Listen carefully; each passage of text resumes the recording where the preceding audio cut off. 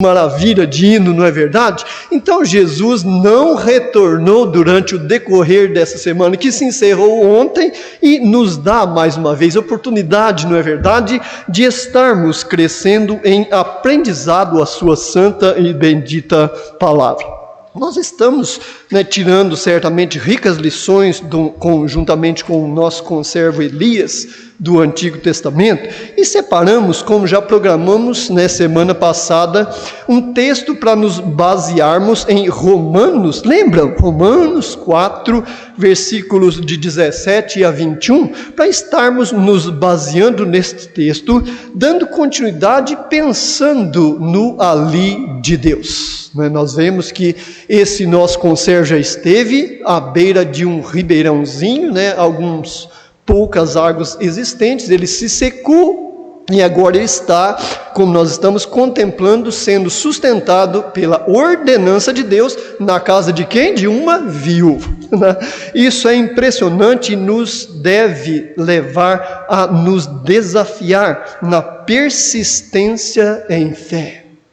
Estarmos investindo a agir dentro da soberania do Senhor. Então, isso deve nos levar exatamente a esta questão. Vocês já encontraram em Romanos, capítulo 4, você que está no seu lar aí, Romanos 4, versículos de 17 a 21, onde nós nos basearemos nesta manhã. Antes de ler o texto, vamos apresentar nossas Bíblias ao Senhor e recitarmos Hebreus 4, 12. Porque a palavra de Deus é viva e eficaz, é mais penetrante do que espada alguma de dois gumes, que penetra até a divisão da alma e do espírito, das juntas e medulas, e é apta para discernir os pensamentos e intenções do coração. Leamos então Romanos, capítulo de número 4, versículos 17 a 21, que nos diz: Como está escrito, por pai de muitas nações te constituí, perante aquele no qual creu, a saber, Deus, o qual vivifica os mortos e chama as coisas que não são como se já fossem, o qual em esperança creu contra a esperança, tanto que ele tornou-se pai de muitas nações, conforme o que lhe fora dito, assim será a tua descendência. E não enfraquecendo na fé, não atentou para o seu próprio corpo já amortecido, pois era já de quase 100 anos, nem tampouco para o amortecimento do ventre de Sara. E não duvidou da promessa de Deus, pois, por incredulidade, mas foi fortificado na fé, dando glória a Deus, e estando certíssimo de que o que ele tinha prometido também era poderoso para o fazer. Podeis então assentar, meus irmãos e minhas irmãs. É interessante, nós estivemos lendo, lembra que nós terminamos a nossa lição e investimos um tempo razoável, e alguns acham que às vezes isso é natural e acontece, nós repetimos um pouco palavras aqui, mas pode ter certeza que não só aqui, quando pessoas que estão lecionando procuram repetir bastante palavra, uma mesma, dando quase que uma redundância, há um objetivo, uma finalidade de gravarmos mais atentamente aquilo na nossa mente e no nosso coração. Então nós paramos um bom tempo em Isaías, capítulo 41, verso 10, lembram? Quando nós meditamos nesse texto. Então, para darmos sequência ao nosso estudo, eu gostaria de olharmos no livro de Isaías, aqueles que puderem, vocês que têm a dificuldade, como muitos têm e até eu tenho, de encontrar Isaías capítulo de número 20, pega um papel, uma caneta e anote Isaías 20, marque esse texto, fique tranquilo para encontrá-lo. Os versículos 2 e 3 do capítulo 20 de Isaías. Então, a persistência em estar andando por fé vem através da obediência. Eu creio, eu devo obedecer, porque eu creio que isto são os princípios que Deus determinou, Ele deixou para serem seguidos. Então, mesmo eu não entendendo, eu procuro então obedecer. Vejam o que diz Isaías 20, versículos de número 2 e 3. Neste mesmo tempo falou o Senhor por intermédio de Isaías, filho de Amós, dizendo: vai, solta o cilício de teus lombos, descalça os sapatos dos teus pés. E ele assim o fez, indo nu e descalço. Então disse o Senhor: assim como meu servo Isaías andou 3 anos nu e descalço, por sinal e prodígio sobre o Egito e sobre a Etiópia. Nós podemos parar por aí e, se olharmos, os acontecimentos daquela época que estão descritos no versículo de número 1, nós vemos o risco que esse servo do Senhor, com um servo nosso, correu naquele passado. Porque vejam o que estava ocorrendo no versículo 1 de Isaías 20. No ano que tinha Tartã enviado por Sargom, rei da Assíria, veio a Asdote e guerreou contra ela e a tomou. Então fique imaginando, domínio, exércitos poderosos, rei poderoso, temido na região, e Deus dá uma ordem a um servo teu, orientações sobre o que deveria ser feito. Servir a Deus é fácil? Irmão, é a coisa mais fácil do mundo. Por quê? Ele dá a salvação, Ele vem até nós através de outra pessoa, nos alcança anunciando a Jesus Cristo. Aquele que abraça a salvação recebe Jesus, Ele dá o Espírito Santo que habita em nós, não é verdade? Olhando por esse ângulo de vista, não existe coisa mais fácil.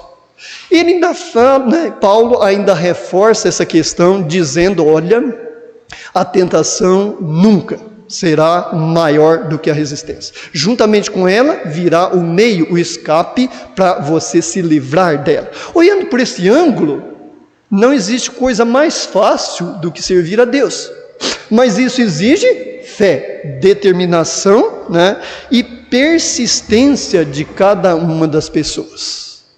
Imagine se hoje, em 2021, quase no finalzinho do ano, chegasse, talvez um irmão ou irmã sonhasse à noite, ou o próprio Deus falasse pessoalmente, ouvisse a voz do Espírito ou de Jesus, você vai andar na cidade de Borda da Mata, descalço e sem roupas.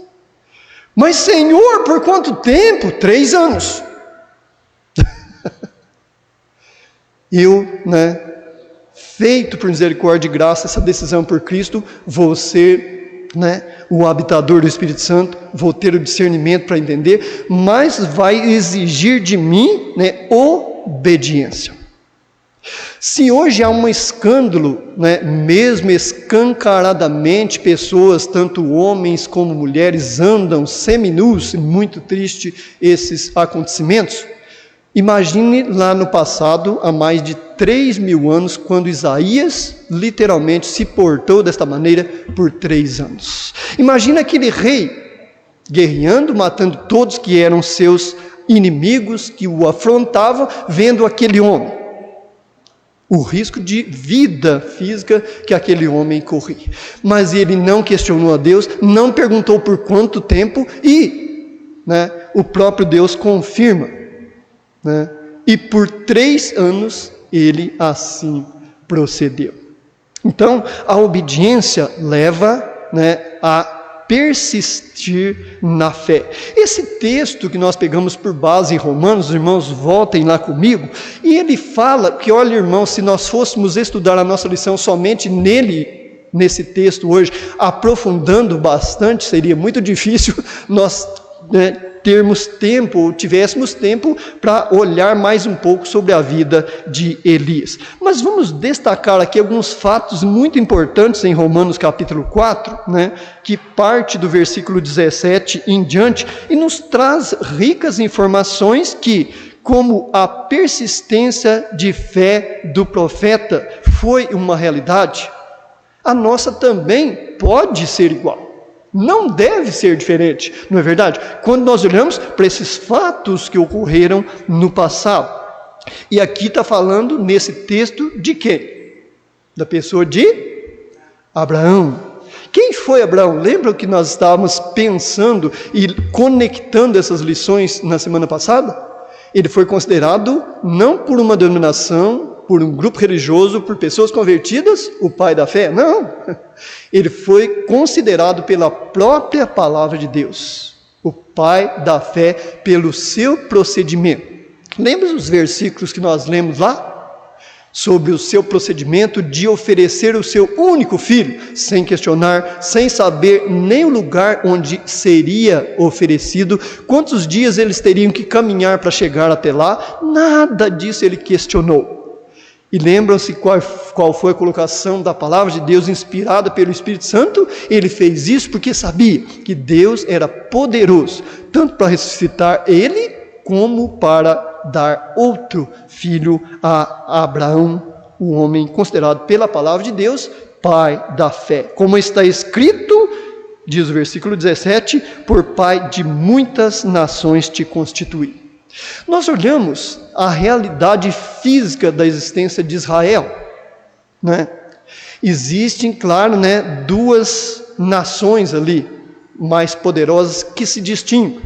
Né, são os descendentes de Ismael e os descendentes de o filho prometido Isaque, não é verdade? E nós vemos que ambas são numerosas, são poderosas. Deus permite, e eu e nós e você não entendemos por quê, que, por exemplo, os muçulmanos que são descendentes de Ismael matem as pessoas pensando estar prestando um serviço a Deus, não é verdade? Era diferente com a pessoa de Saulo, né? Estão vendo como nós vamos encaixando o quebra-cabeça? O querer é Deus tanto querer como o efetuar, né? Isaías, você vai sair descalço, sem roupas. Ele questionou? Não.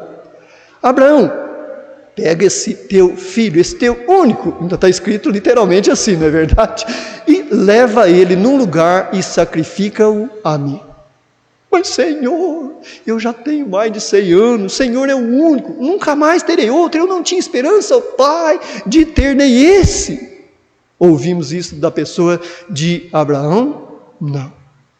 Ah, irmão, mas nem tudo está escrito, provavelmente ele deve ter falado, questionado alguma coisa com o Senhor. Certamente que nesse ponto, certamente que não. Assim como a palavra de Deus não esconde os erros, falhas e limitações dos nossos conservos no passado, ela certamente não esconderia se ele houvesse falado alguma coisa, questionado, duvidado da pessoa de Deus com relação a isso. Então, né, fisicamente são essas duas nações enormes, os árabes e os israelenses, que estão na mesma nação. Já pensou em número populacional? Só ganha deles a China e talvez a Coreia.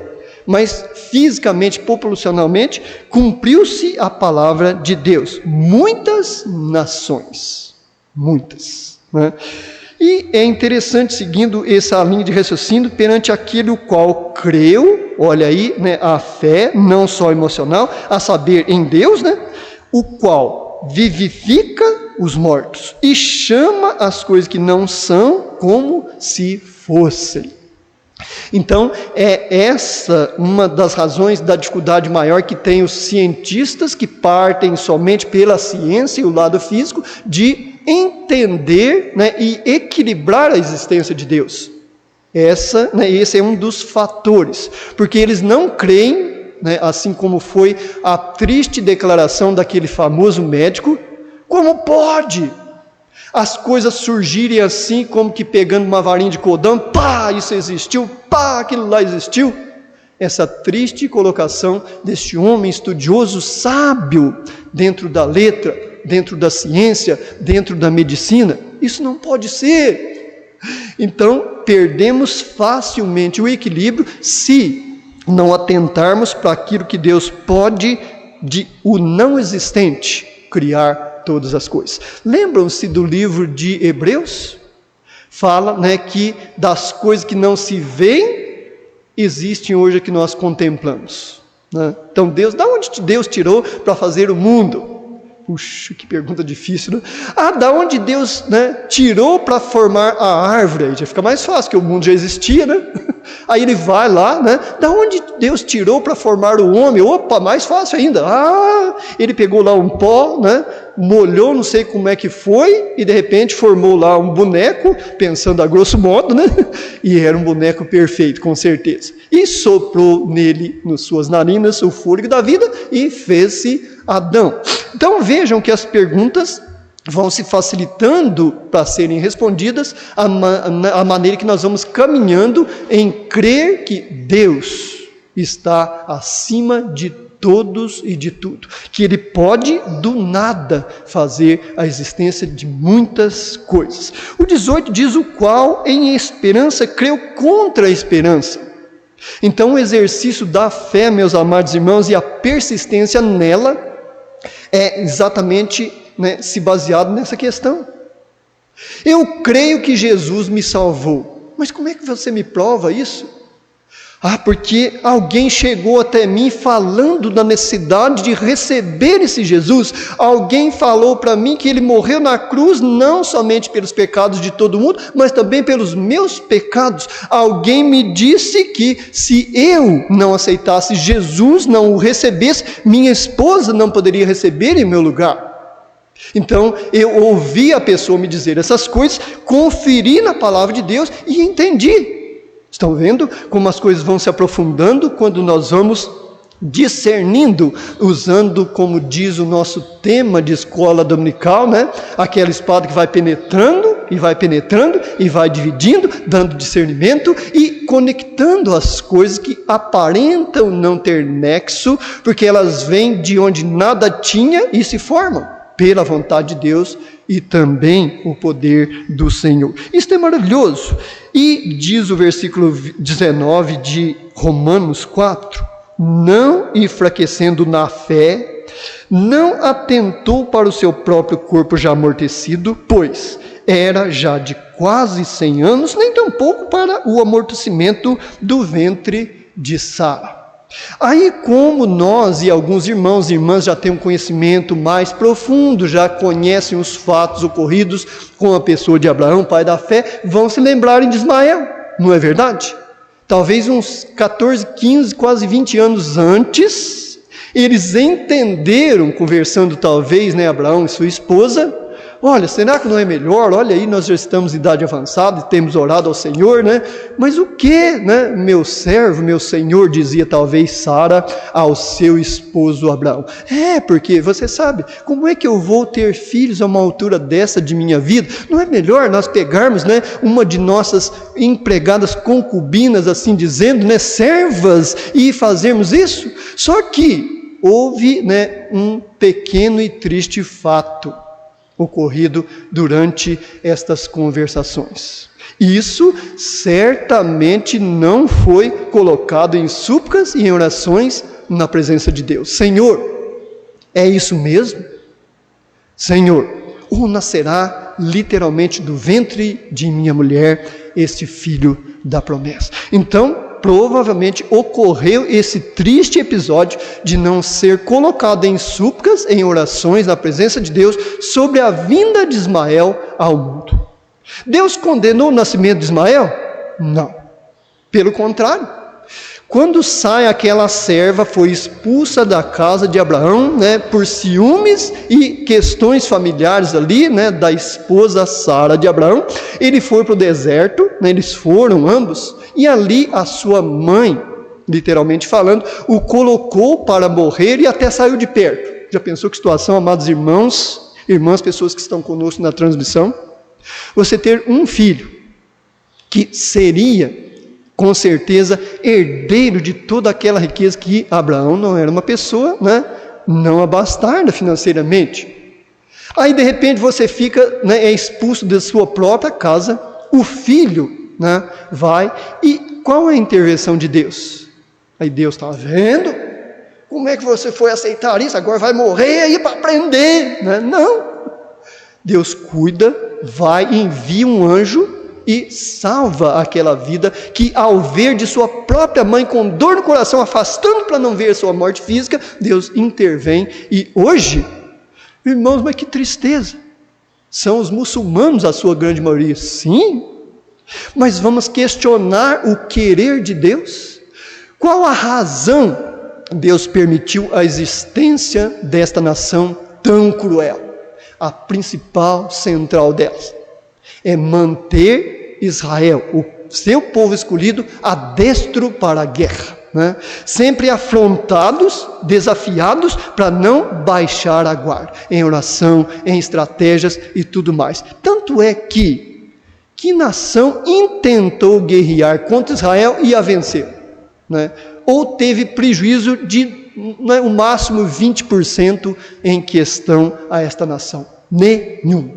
Nenhum. Então é interessante nós vermos esse versículo 19, não enfraquecendo na fé. Como é que eu mantenho, né, a minha resistência física?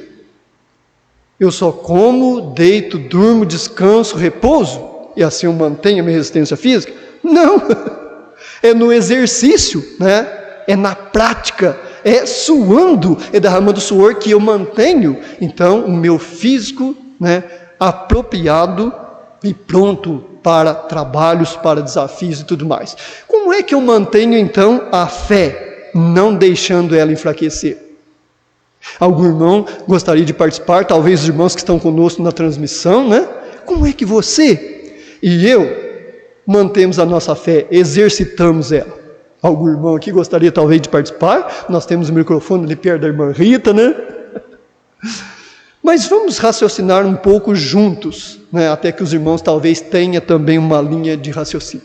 Se eu preciso talvez de ir numa academia, numa hidroginástica, talvez pedalar, né? Talvez fazer caminhadas, né? Corre-se 4 minutos, 5, anda, né? Compassadamente, corre mais 15, 20 minutos, anda. Isso é o processo, né? Do manter o fortalecimento dos músculos e nervos para a área física. Como seria espiritual? Não seria, porventura, investirmos em estarmos em comunhão com irmãos, como aqui estamos, como eu e você estamos, né, você aí no seu lar aqui?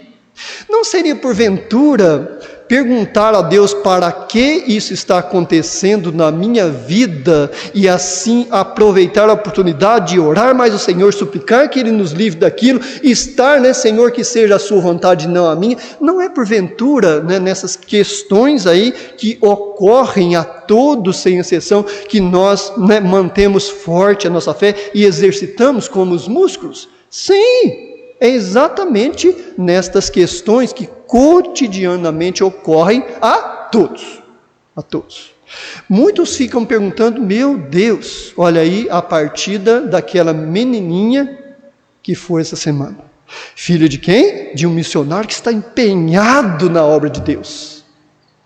Aí se nós vamos olhar fisicamente, humanamente falando, que Deus é injusto. Tantas pessoas aí judiando de outros, roubando, dando prejuízo, destruindo famílias com tráfico de droga. E Deus permite um negócio desse a uma tenra criança, né? Se olharmos do ponto físico, material, com certeza vamos chegar a exatamente esta conclusão. Mas se nós olharmos o para que Deus permitiu isto, e todos, sem exceção, estamos sujeitos, né, a cânceres, a tragédias, a desastres. Quantas pessoas estão conduzindo seus veículos corretamente, sua CNH em dia no trânsito e tudo mais? De repente, algum caminhoneiro dorme lá no volante de uma dessas de 30, 40 mil quilos, e aquilo vem em cima da pessoa e sobra o quê? E era um servo do Senhor, uma bênção, trabalhava, né? Senhor, por quê? Não. Senhor, para que permitistes esse acontecimento, esse ocorrido? Irmã Lourdes? Isso aqui foi bem para vergonha, dessa forma.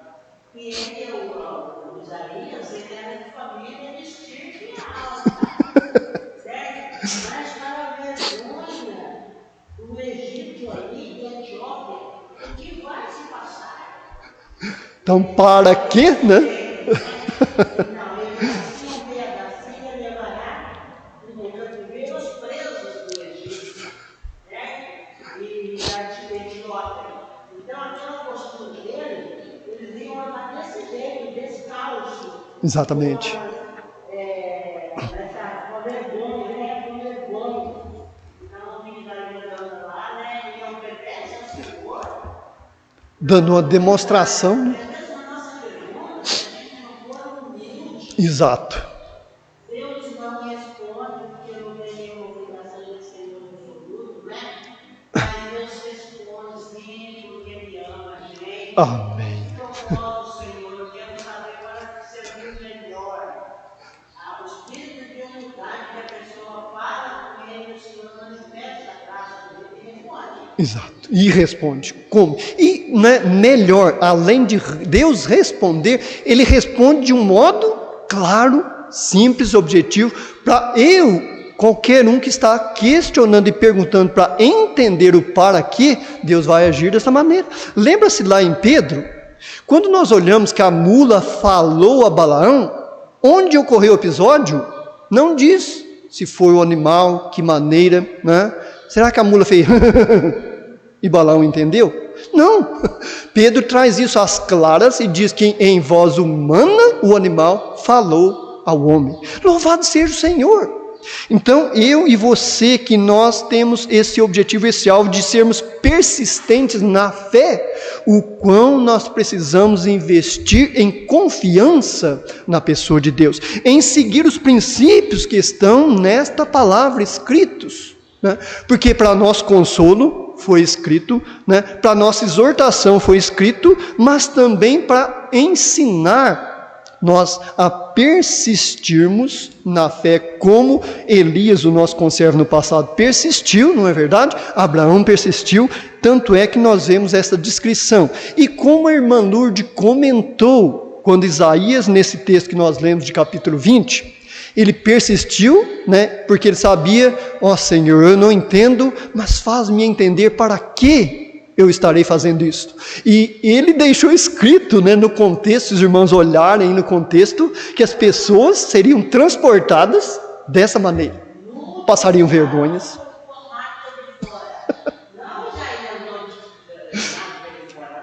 Então, né?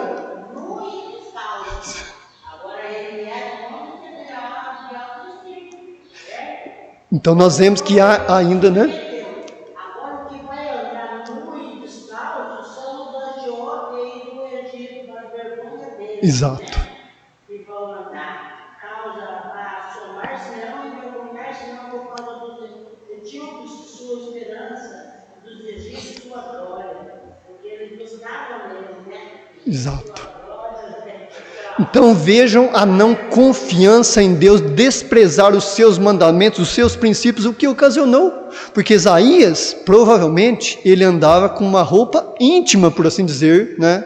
E esses não. Andaram literalmente nu, foram transportados. Então Isaías, Deus mandou, ordenou que ele fizesse aquilo, para dar uma demonstração como seria se eles persistissem, continuassem persistindo em não persistir na fé, em crer nos princípios, nas ordenanças que Deus concedeu. E assim sucedeu. Porque eles não investiram em fortalecer na fé e passaram por esta vergonha. Lembre-se da cidade de Nínive?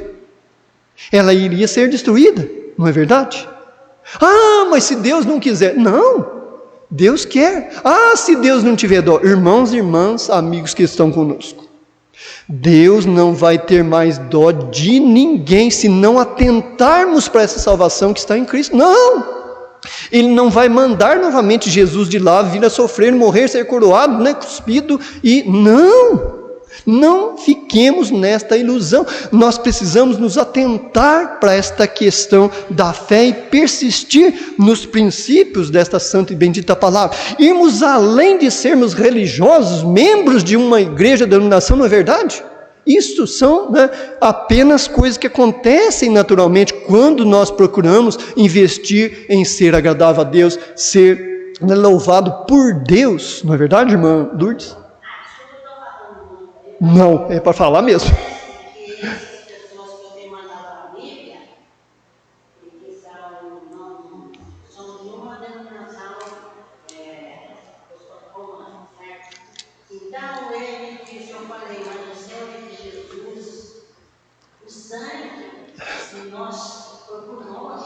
Exato.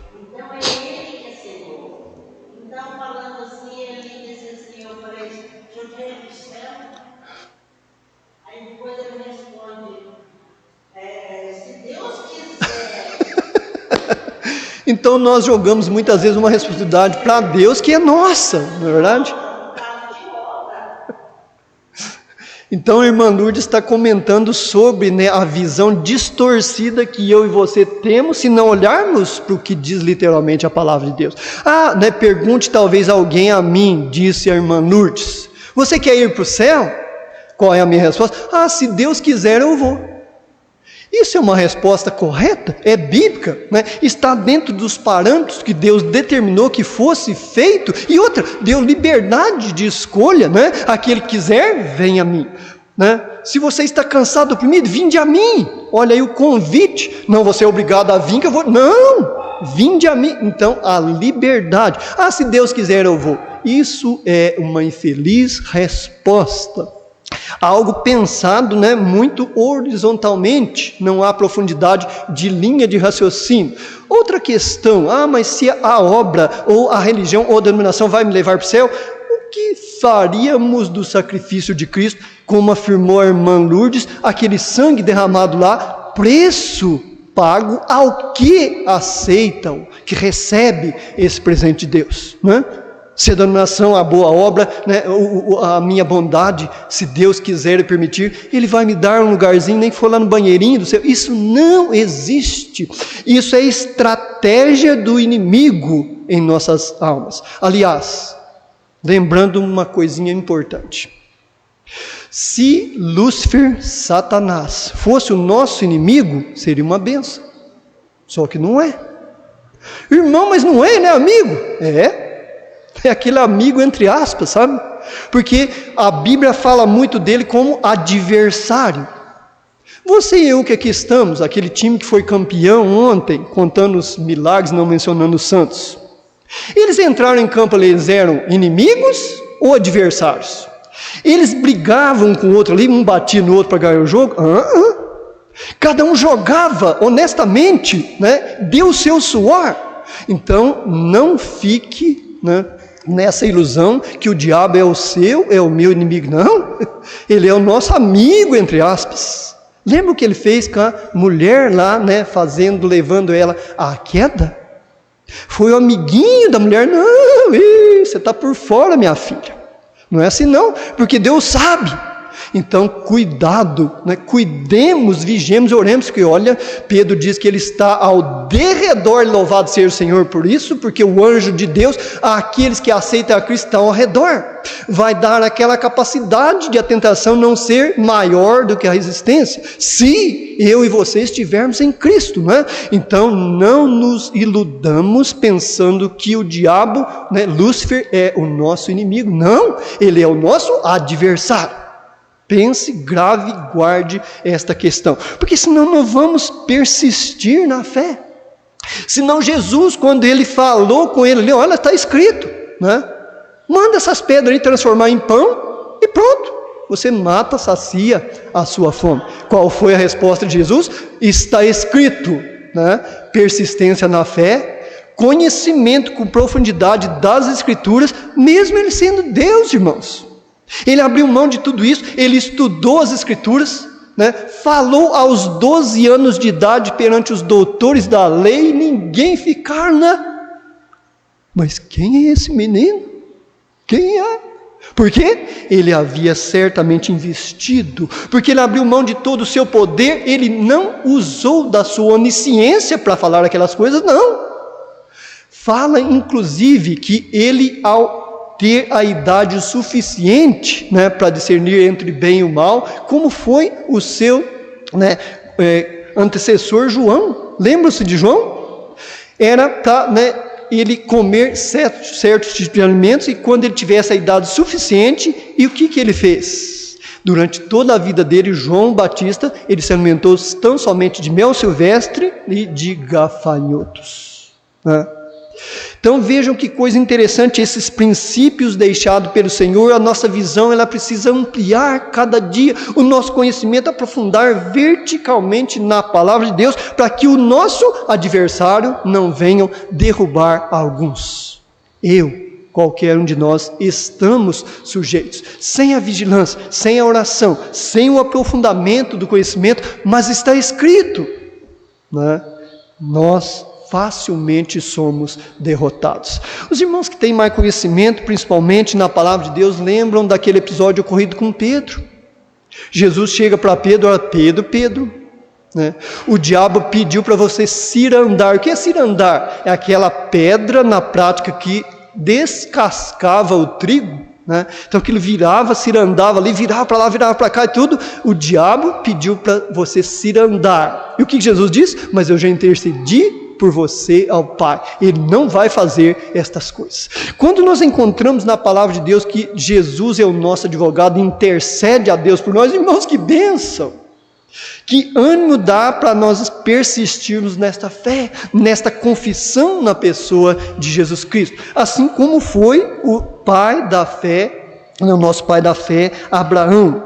E vejam, né, continuando aí na leitura de Romanos 4, verso 20. E não duvidou da promessa de Deus por incredulidade, mas foi fortificado na fé, dando glórias a Deus. E estando, diz o versículo 21 de Romanos 4, certíssimo. Olha aí que palavra que ele usa. Ele dá esse aumentativo sobre a palavra certeza. Certíssimo. Então não tinha sombras de dúvida na mente de Abraão, o pai da fé. Por que ele foi considerado o pai da fé? Foi porventura sem obras, sem investir a crer naquilo que Deus estava falando, mesmo deslizando e caindo na questão de Ismael? Não. Ele nunca foi criticado pela palavra de Deus na questão de Ismael. E se formos olhar, há muitas falhas, não no sentido crucial, na vida do nosso conservo no passado pai Abraão, há muitas falhas, mas não devemos olhar no sentido crucial de a pessoa de Abraão, mas no sentido construtivo. Que infelicidade não só Abraão teve, mas sua esposa, de não colocarem essa questão em oração na presença de Deus. Que infelicidade teve Eva, não é verdade? Não colocar, Senhor, hoje de manhã apareceu um camarada aí falando, mas é verdade, Senhor, isso é a realidade. Deveria certamente Eva ter agido assim, não crucificando Eva, não, olhando em questão construtiva da nossa fé, não é verdade? Porque quando estamos diante de questões duvidosas, nós vamos lembrar desta questão, opa, isso aqui está suspeito, né? Quer ver como é que nós erramos, pecamos e entristecemos Deus facilmente? É quando nós tomamos decisão no estalar de dedos. Isso é terrível. Isto é, né, de grandíssimo prejuízo, como está escrito esta palavra. Porque não dá tempo, amados irmãos, para, né, colocarmos em oração na presença de Deus, pedirmos a direção dEle, entendermos, Senhor, realmente é de sua vontade. Lembra do próprio filho? Por 3 vezes. Ele desejando que aquele caso fosse separado dele por 3. Então imagina se ele vai lá uma vez, ora, meus conservos apóstolos, eu entendi que, né, eu não vou passar pela cruz, vou abandonar, é muito penoso. Imagina se ele tivesse agido desta maneira. Não, ele persistiu e sendo o próprio Filho de Deus por 3 vezes na sua persistência. A palavra de Deus não registra em questão de tempo o quão ele ficava, né, nestas idas e vindas a suplicar, a clamar a Deus. Mas certamente ele usava um tempo suficiente, e uma das vezes descreve a palavra de Deus por um evangelho que ele suou tão grandemente que saiu até sangue juntamente com o suor. Então veja o empenho, o investimento, a persistência na fé, ele na questão humana investindo para entender a soberania de Deus. Quando aparecem Moisés e Elias e o consola ali, diz um dos evangelhos, também louvado seja Deus, Ele entende e volta, e aquela paz se percebe na descrição das palavras ditas pelo Filho de Deus. Agora podem descansar em paz, que não é possível, eu vou tomar esse cálice até a última gota. Irmãos, isso é maravilhoso, olharmos essa persistência de fé, esse exemplo de Cristo a ser então seguido, não é verdade? Então, vamos ver um pouco da persistência da fé desse profeta, que infelizmente o nosso tempo está voando. Então, outro homem de menos fé do que Elias, certamente teria vacilado, falhado exatamente na primeira questão lá do ribeiro. Teria. Se ele não tivesse fé, nem para o ribeiro certamente ele não teria ido. Porque eu vou fazer o que lá, Senhor? Quem vai me alimentar? Quando Deus revela, as pessoas super limpas, garçom com aquelas gravatas borboletas, todo chique, aquela bandeja, aquele pano pendurado no braço, Foi isso que serviu Elias, Imagina, irmão, se ele não fosse um homem de fé, no sentido de exercitar a sua fé, acreditar no que Deus estava falando. Senhor, eu não quero aqueles garçons tão chiques, mas manda pelo menos um homem, Que negócio que é esse? Misericórdia, Senhor. Nós não vemos um questionamento da pessoa de Elias, não, pelo contrário, ele não falhou, ele exerceu a fé e foi evidenciado. Então ele teve fé e aceitou o que? A palavra de Deus.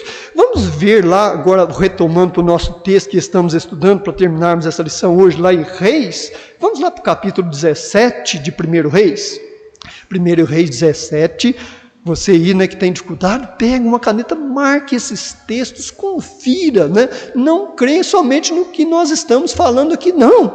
1 Reis, capítulo 17, vamos dar uma olhada nos versículos 8 e 10, A evidência, a convicção que aquele homem teve, 9 de 1 Reis 17. Levanta-te e vai para Sarepta, que é a de Sidom, e habita ali. Eis que eu ordenei, essa palavra é muito importante para entendermos, porque ele exerceu a fé. Ali uma mulher viúva que te sustente. Olha o versículo 10. Então ele se levantou, cadê o questionamento dele? Não tem. E foi a Sarepta. E, chegando à porta da cidade, eis que estava ali uma mulher viúva, apanhando lenha, e ele a chamou e lhe disse, olha a ousadia desse homem, a fé, o exercício da mesma. Traze-me, peço-te, num vaso, um pouco de água que eu beba. Então ali, provavelmente, ele começa a testar aquela mulher para ver se era aquela, porque não havia só essa viúva. Outra, Deus não deu o nome desta viúva. Você é, Abélia? Não tinha Abélia naquele tempo, Vamos pensar no nome mais bíblico, é difícil, eu não consegui lembrar nenhum, Então Deus não deu o nome daquela viúva, não. Então ele começou a testar para entender se seria aquela viúva. Então Elias, ele amava e suspirava e vivia a palavra de Deus, Isto era fato na vida de Elias. Veja comigo esse fato nos versículos 8, 14 e 16. Olha o versículo 8 de 1 Reis 17. Então veio a ele o quê? A palavra do Senhor. A palavra do Senhor. Olha o 14. Porque assim diz o Senhor. Então ele não parte com a ordem dele. Ele creu no que o Senhor ordenou e confirma, não é eu que estou te mandando, como foi no caso do rei, lembra? Sobre a minha palavra não haverá chuva. Não, aqui ele lança diretamente a pessoa de Deus, a sua autoridade, diz o Senhor, Deus de Israel, a farinha da panela não se acabará e o azeite da botija não faltará até ao dia em que o Senhor dê chuva sobre a terra. Mas parou por aí? Não para por aí. Olhe comigo o versículo 16. Da panela a farinha não acabou, olha a conclusão, não acabou, e da botija, o azeite, não faltou, conforme que? A palavra do Senhor. Então veja o exercício da fé. em fortalecimento, amadurecimento espiritual, visão, olhar para cima. Deus falou. Ah, mas quantos dias? Não sei. E aqui conclui que não faltou, não houve falta. Então, essa fé em aceitar a palavra de Deus traz esta evidência maravilhosa para nos incentivar, termos esse alvo de persistência na fé, acreditarmos naquilo que Deus diz. Ele não diz, por exemplo, como muitos pregam, infelizmente, e muitos creem e vivem sobre esta base, o anjo do Senhor acampa-se ao redor dos que o temem e os livra. Não há problemas.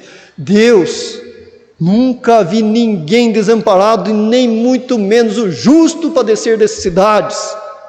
Então fica nestas bases. Mas qual é a promessa de Jesus? E de pregar o evangelho, ensina eles, doutrina, fala que eu sou o Senhor, que eu sou o Salvador, e eis que estarei convosco todos os dias até a consumação do século. Aonde está o livramento no sentido de não termos oportunidades nas limitações, nos cânceres, na falta financeira, para não crescermos e amadurecermos espiritualmente? Não existem, não existem. Quando vocês forem falar do meu nome, da minha salvação, não leve com vocês bolsa, prata, ouro. Onde chegarem, ali será providenciado cada dia o alimento de vocês. Onde está a prosperidade, entre aspas, o não sofrimento, a não limitação, não ter sede, não ter fome física, não existe. São ilusões do adversário de nossas almas. E como ele usa pessoas que não se aprofundam nos princípios desta palavra, que não se aprofundam em relacionamento literal com a pessoa de Deus. Não investem nas súplicas, nas orações, e aplicam os princípios da sua palavra dia após dia. Então, como nós precisamos sermos persistentes, como assim o foi esse nosso conservo no passado, profeta Elias. Quando nossas ações e experiências são dirigidas pela palavra de Deus, nossas vidas permanecem no centro de sua vontade. E não temos nada a temer. Temos medo, tememos. Mas não temos nada a temer. Porque na hora decisiva, Deus vai trazer aquela paz.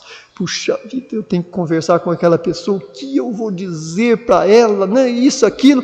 Você fica com aquele medo, aquela angústia anterior. Mas quando chega perante a pessoa, que nós estamos na dependência de Deus, orando, suplicando ao Senhor, entra aquela paz. As palavras, os momentos certos. Não dizer nada muitas vezes e ouvir, mas conseguimos, pela graça e misericórdia de Deus, pelo poder de Deus, olhar no olho da pessoa, não afrontá-la, mas olhar com misericórdia, falar palavras que vão abrandar toda aquela loucura, desejando destruir-nos, tanto física como espiritualmente. Então, quando isso é importante, nós estarmos, não na vontade permissiva de Deus, mas na vontade soberana. Já pensou se Isaías fosse estar na vontade permissiva? Ah, não, Senhor, o Senhor permite, eu sei que a permissão do Senhor é certa, eu não vou fazer isso que o Senhor me pede a ser feito. Não. Jonas, o que aconteceu com Jonas? Não, Senhor, eu vou para a Europa, porque Nínive é muito difícil. Eles vão me linchar lá se eu começar a falar do seu nome, porque eu sei as obras que eles praticam lá. Mas o que Deus faz? Não, Jonas, vamos para lá. Eu sou contigo. Aí ele fala, vai de norte a sul, de leste a oeste na cidade, e o que acontece? Deus faz a obra nos corações. A persistência também de Jonas na fé foi decisiva para a salvação de mais de 120 mil almas que havia então na cidade de Nínive. Como isso é maravilhoso, nós olharmos para esta questão. Outra coisa interessante, que também ele teve fé para poder fazer um pedido incomum. Veja o pedido que Elias faz no versículo de número 13. Versículo de número 13 de 1 Reis 17. E Elias lhe disse, não temas. É fácil, não? Não temas, falando ele para a viúva. Vai, faze conforme a tua palavra. Porém, faze dele. Primeiro, olha aí que pedido estranho. Para mim um bolo pequeno e traze-mo aqui, depois farás para ti e para o teu filho. Nós aprendemos, e eu aprendo, e certamente vocês, irmãos e irmãs, aprendemos muito nesse ocorrido, porque tanto ele, com essa ousadia baseado na promessa e na palavra, na ordenança do Senhor, quanto ela, né? Ela poderia questionar, né? Mas como eu vou fazer um negócio desse? Tirar a comida minha, do meu filho e dar a você? Não. Então, ambos agem numa atitude de fé que nos leva a nos desafiarmos cada dia mais.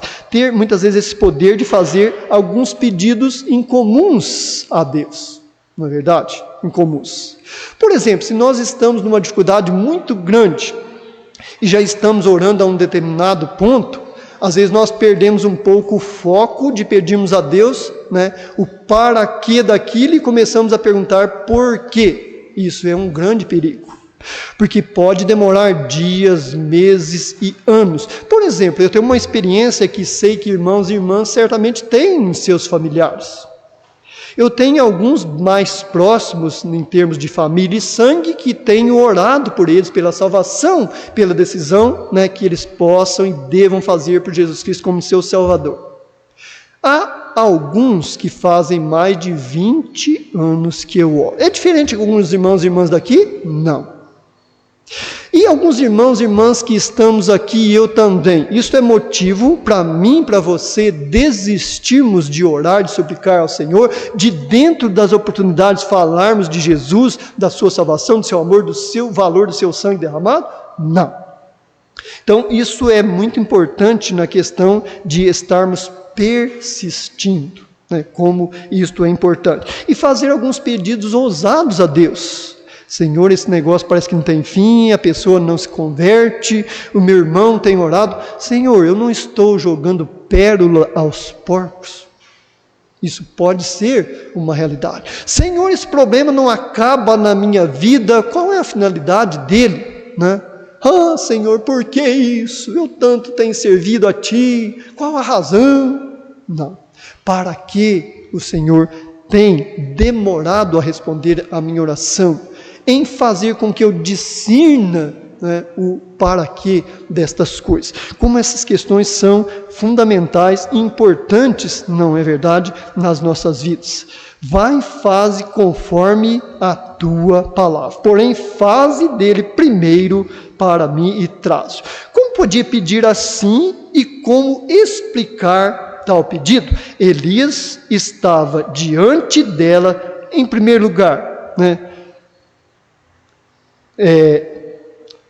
Representando praticamente Deus, porque confiado na palavra de Deus, havia algumas coisas claras e definidas que ele deveria falar a esta mulher, também dando a oportunidade de testar se ela creria em Deus ou não. Então ele estava ali como que na pessoa de Deus, ou seja, na autoridade de Deus, dando, né, pedindo isto àquela viúva. O quão importante nós atentarmos por esses pedidos estranhos muitas vezes. Por exemplo, alguma pessoa talvez em grande sofrimento, tudo já há muito tempo tem orado, tudo a pessoa sabemos, temos convicção que ela já fez uma decisão por salvação de suas vidas. Até onde? Eis a interrogação. Nós vamos pedir que Deus fisicamente cure esta pessoa. É duro esse ponto de vista, essa ótica? Duríssimo, duríssimo. Mas se olharmos para outra questão, como Paulo afirmou literalmente, para mim é muito melhor eu partir desta vida física, estar com o Senhor. Imagina a pessoa que é convertida, compromissada com Cristo, no maior sofrimento físico, não há mais o que fazer, a medicina não tem, foi para casa desenganado, irmãos. Não seria porventura loucura não pedirmos a Deus que fosse feito, claro, a sua soberana vontade, mas aliviar aquilo, levando a pessoa para outra vida? Que pedido duro, não é verdade? Muito difícil, mas carece de ser feito. Senhor, que não seja a minha vontade e a sua. Ele foi para aquela cruz, sentiu o peso, não de 2 pecados, mas dos pecados que primeiro foi cometido pela mulher, passou para o homem, veio, estamos onde nós estamos, irmãos, vai até terminar a graça quando haverá o juízo final. Imagina o peso desses pecados todos recaindo sobre uma pessoa só e mais. A pessoa no físico, na carne, no osso e no sangue, igual nós somos. Né? Imagine esse sofrimento a pessoa de Cristo. Mas ele abraçou isso, né, e louvado seja Deus, e exerceu esta caminhada, essa persistência na fé. Então, né, como estas lições são importantes nas nossas vidas, no nosso dia a dia. Eu espero, né, que cada irmão e irmã realmente possamos ter desfrutado dessas lições, e se Cristo não voltar até o próximo domingo, nós vamos estar então dando andamento, né, nós estamos vendo os alis onde esteve Elias. Na próxima lição, se Deus nos permitir que Cristo não voltar, nós vamos ver sobre a ressurreição do filho da viúva. Já pensou, amados irmãos, mas a ressurreição não teve só no Novo Testamento, depois que Jesus morreu? Boa pergunta, não é? Então vamos ver, se Cristo não voltar até lá, em 1 Reis 17 mesmo, nós vamos ver esses fatos ocorridos a partir do versículo 17 a 24, será o nosso texto base do próximo estudo sobre a ressurreição do filho da viúva. Pai, é muito bom nós encerrarmos nesta manhã essa linha de raciocínio, Pai, procurar discernimento, entender principalmente a sua soberania. Ó Pai, é maravilhoso ver esses atos praticados por esse nosso conservo no passado, tanto Abraão, como Elias, Eliseu, ó Deus, Jonas, e quantos nós vemos. E o Senhor nos tem dado a oportunidade de aprofundar, buscando em Ti sabedoria, para assim vivermos, ó Deus, na expectativa de sermos usados por Ti. Dá-nos essa capacidade, ó Pai, de cada dia mais isso ser uma realidade em nossas vidas. E somos gratos, principalmente, ó Deus, por nos permitir trabalhar na Sua igreja, sendo membros do corpo de Seu Filho amado Jesus. É a nossa oração, mais uma vez, pedindo, mas principalmente agradecendo, em nome de Jesus. Amém. Nós vamos